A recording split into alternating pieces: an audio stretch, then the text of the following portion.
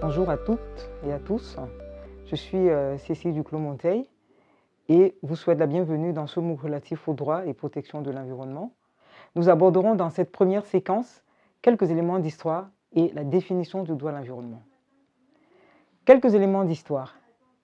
Il faut d'emblée relever que les problèmes environnementaux ne sont pas nés avec l'essor de la civilisation industrielle.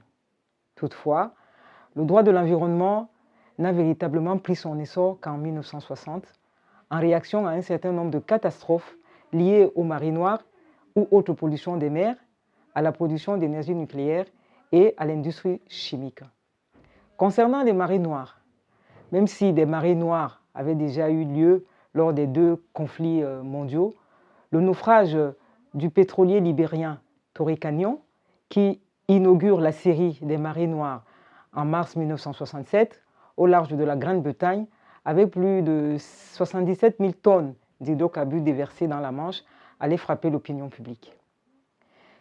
S'agissant de l'industrie chimique, l'explosion de plusieurs centaines de tonnes de nitrate d'ammonium dans l'usine pétrochimique AZF, le 21 septembre 2001 à Toulouse, a tué 31 personnes et blessé 2500 autres.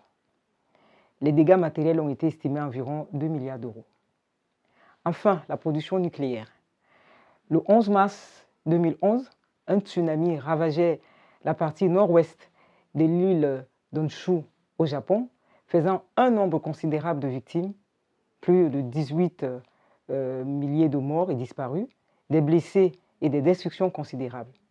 Situées en bord de mer, 2 centrales nucléaires ont été touchées et celle de Fukushima complètement détruite. Venons-en à la définition du droit de l'environnement. La doctrine elle est constante sur un point. Définir cette matière se révèle être une tâche particulièrement ardue. Usuellement, le terme environnement est utilisé comme synonyme pour d'autres notions dont il se distingue pourtant, telles que l'écologie, les écosystèmes ou le cadre de vie. Le terme environnement connaît une pluralité de définitions dépendant du domaine. Par conséquent, le champ d'application auquel cette notion renvoie est trop vaste. L'environnement comme notion commune est l'ensemble de l'air, l'eau, le sol, les ressources naturelles, la faune et la flore, le paysage. Cela revient à considérer que le droit de l'environnement regroupe l'ensemble de règles intéressant la totalité de ces éléments qui nous entourent.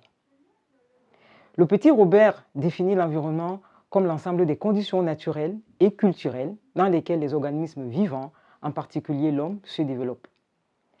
Pour la Cour internationale de justice, en faisant référence à l'avis sur la licéité de la menace ou de l'emploi d'armes nucléaires rendu le 8 juillet 1996, l'environnement n'est pas une abstraction, mais bien l'espace où vivent les êtres humains et dont dépend la qualité de leur vie et de leur santé, y compris pour les générations à venir. La définition de l'environnement se trouve également dans sa justification. En effet, ce droit est justifié par l'idée d'un droit pacificateur. Lorsque nous étudions les principaux accords interétatiques de la fin du 19e et du début du 20e siècle concernant les ressources naturelles ou les pollutions, nous constatons qu'ils ont pour but premier d'assurer des relations de bon voisinage entre les États souverains.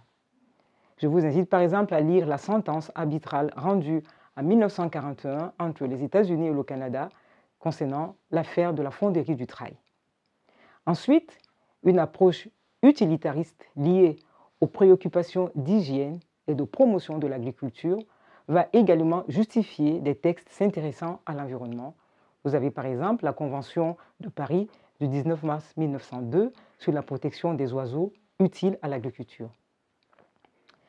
Au lendemain de la Seconde Guerre mondiale, l'approche utilitariste dite anthropocentrique et celle qualifiée d'écocentrique vont se confronter. Aujourd'hui, c'est une voie médiane incarnée par le développement durable qui explique la protection de l'environnement. En définitive, nous pouvons définir le droit de l'environnement comme l'ensemble de règles juridiques ayant pour objectif d'assurer la préservation de l'environnement mondial. J'espère que vous avez apprécié cette première séance. Je vous souhaite une bonne lecture et vous remercie pour votre aimable attention.